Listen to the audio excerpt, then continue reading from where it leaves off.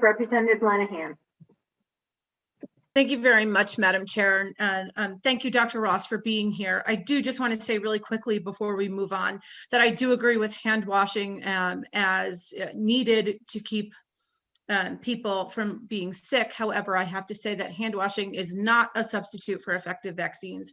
And the good representative did bring up strep throat. And I will say, as someone who has literally died from strep throat, that I would do anything for a vaccine against this virus, or rather an infection that literally did have me die for 18 minutes back when I was 20 years old. So for people who think that there are childhood illnesses out there that are not necessarily deadly, I can speak from experiences that they are.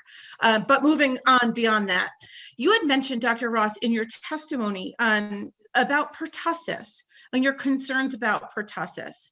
And since we started this conversation regarding vaccines for school-aged children in the past couple of years, I don't believe pertussis has received as much attention as it deserves. And we're seeing that the vaccination rates for kindergarten children are dropping, while the rates of the religious exemption are going up for kindergartners. And it is probably easy to say that a kindergartner is more likely to have an infant at home than, say, someone in high school.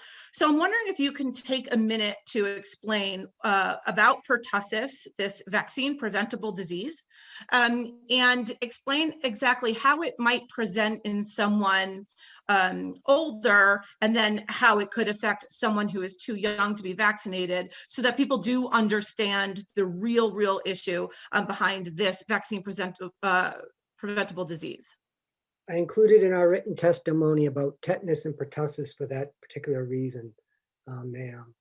I personally know of a family that their infant died because of one of the other children developed pertussis, as the entire family was unvaccinated due to deeply held philosophical beliefs. It is devastating for the family members, for those who care for them, and those around them. The way this can happen is the pertussis vaccine, the immunity does wane. You need a herd immunity about 80 to 90% for pertussis. Off the top of my head, 80, 90%, 80, 94%. But the immunity does wane. The way it presents in adults, and I have seen this, is basically, I call it the 100-day hack.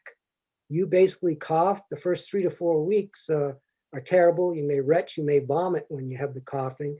You may think you just have a bad flu or a bad cough, and then you continue to hack for the next 100 days.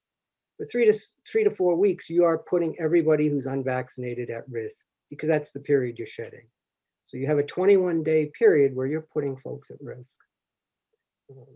I don't know why it hasn't quite got the attention. I think probably is because this is one where the vaccine science is probably not as great in terms of boosters and things such as that for adults. I received my booster before getting pregnant. So, I found that to be very important. And I always remind people when we have a new baby in the family, how important that is. But from the research that I've done, and please correct me if I'm wrong, so pertussis would first present in someone older, like a school-age child, as just maybe cold symptoms, right? So runny nose, a slight cough at first, and then they are coming into school, because how many people have sent their kids to school with a cold? If you think it's just a common cold, you think, oh, it'll be fine. We're not really spreading much of anything. But when in fact, then comes the 100 days of the cough and the real danger to these unvaccinated individuals, and especially infants, right? You're correct. And part of that, with the children going to school with these what appear to be innocuous cold and viral illness syndromes, is families where both people work, where the daycare may not accept them, where they don't have the time off, they can't afford to take the time off. They send their children to back to school or to the daycare setting. Yes. And when you've seen these babies with pertussis, I mean, it's heartbreaking, right? I mean, it even just watching it, hearing it, it's awful. It's an awful sound, and it's one that I can't get out of my head after I've heard it. So I just wanted to, I appreciate you taking the time to discuss this because, I think stopping the spread of measles is important when we're talking, a lot of times when we talk about this, it's the MMR vaccine and the spread of measles and how highly contagious it is. But I just believe that we cannot forget pertussis. And that I really believe it deserves more attention than it's been getting.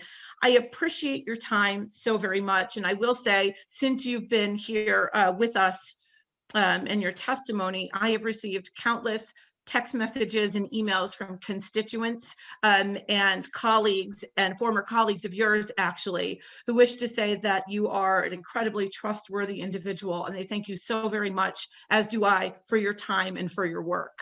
Thank you. Thank you.